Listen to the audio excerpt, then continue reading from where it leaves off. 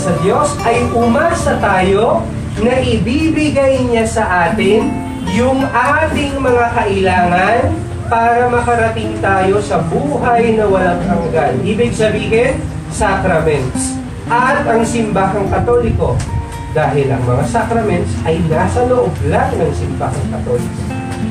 Principal na obligasyon ay yun.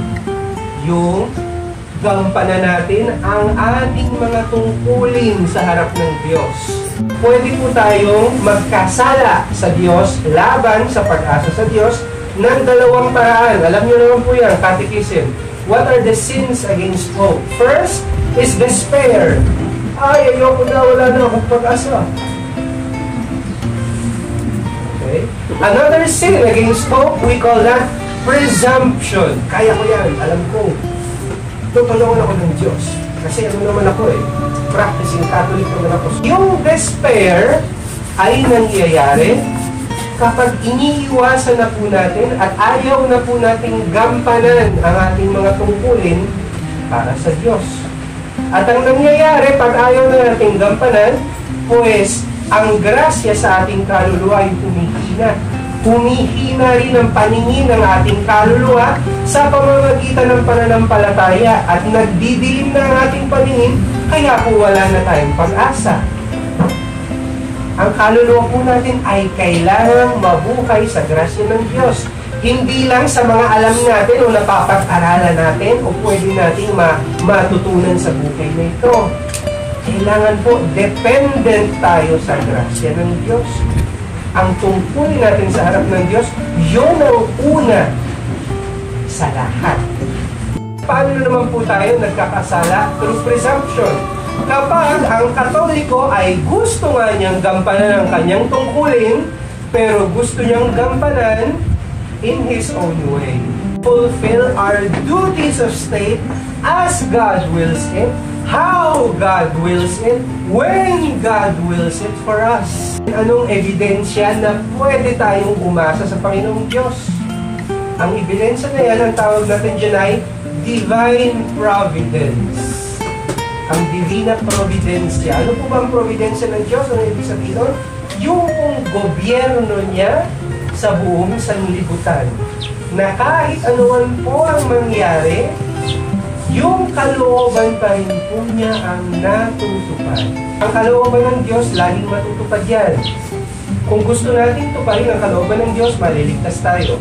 Kung ayaw natin tuparin, matutupad pa rin. Ang diferensya lang, hindi tayo maliligtas. Sad to say, it's very sad to say, kahit sa simbahan, may corrupt na churchmen. Asan ang providence ng Diyos? Ang providence ng Diyos ay, yun nga, hinahayaan niya na ang mga matasama ay magwagi ng kaunti, pero ang mangyayari naman sa pamamagitan ng mga kasalanan na kanyang pinapayagang magawa ay doon nagmumula ang kaligtasan para sa marami. Kagaya ng nangyari sa krus. Kaya huwag po tayong mawawalan ng pag-asa sa ating Panginoong Diyos dahil kahit anuman ang kanyang payagan na mangyari, ay ang kabutihan pa rin ang magwawagi. Kapag may sitwasyon na mahirap sa simbahan, kagaya po ngayon, yan po ay para sa kastigo o parusa ng masasama dahil ang pinakamalupit na kastigo ng Diyos ay manigas tayo sa ating pagkakasala. At yung mga pruweba na yan ay para sa mga umububuting Katoliko ay paraan para sila ay mas madaling makarating sa kanilang kabanalan at kaligtasan. Yun ang dahilan. Kung gusto nyo mag-aral ng history, constant yan sa ginagawa ng Diyos. Yung providence niya, ang ebidensya, ang dahilan kung bakit tayo ay umasa sa Diyos. Tignan nyo nga yung mga damo, tignan nyo yung mga bulaklak, sabi ng Panginoon sa Ebanghelyo ngayon. Hindi sila nagtatrabaho, hindi rin nananakit. Pero kung gamitan sila ng Diyos, gano'n na lang. Kayo pa kaya? Ako'y namatay para sa inyo. Paano hindi ko kayo aalagaan at hindi ko kayo tutulungan? Yun ang sinasabi sa Ebanghelyo, ang pag-asa sa Diyos. Ngayon, yung dalawang paraan na magkasala tayo laban sa pag-asa, despair at presumption, bakit po ganyan? Yung nagkakasala ng despair, in practice, anong kanyang dinideny?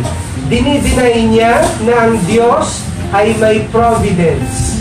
Hindi na siya naniniwala sa providence ng Diyos. Yung namang nagkakasala, through presumption, hindi niya dinideny na ang Diyos ay may providence. Ang sinasabi lang niya, ang providence ng Diyos ay ang providence ko. In the end, ang sinasabi niya, ako ay mas matalino pa sa Diyos. Yun po ang nangyayari, kaya masasabi natin na very actual ang supernatural virtue of hope. Kasi po ngayon, alam nyo naman, kailangan nating, we have to fight for tradition. And we have to fight for tradition, practicing this virtue. We cannot say, yung providence ko, ang nakikita ko, so, naku, mangyayari na yung ganito ganyan. Bago pa mangyari ito, uunahan ko na yung nanay at tatay ko, or yung superior ko, for example. So, magre-rebel na ako, I will disobey na, gatuloy. Hindi. Anong sabi ni Archbishop Lefebvre? Kailangan ang ating rule ay sundan ng providence. Never nating dapat i-anticipate or unahan ng providence. Ay kasi, they will betray us na, so I have to do this now. Kaya muna, hintayin mo muna i-betray tayo. Pues, alam niyo naman po kung anong ibig kong sabihin, kung sino naming tinutukoy. Ganyan po yan. So, paano natin malalaman kung yung ating practice ng pag-asa ay talagang according to divine providence at hindi natin pinapangunahan ang providence? Pero anong fruits ng kanilang supposedly apostolate?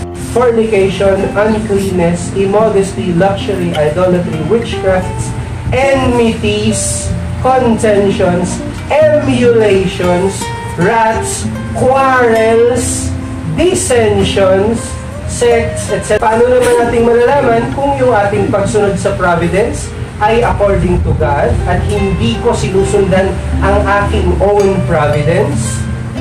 Charity, joy, peace, patience, benignity, goodness, longanimity, mildness, faith, in the sense na confidence, modesty, continency, etc.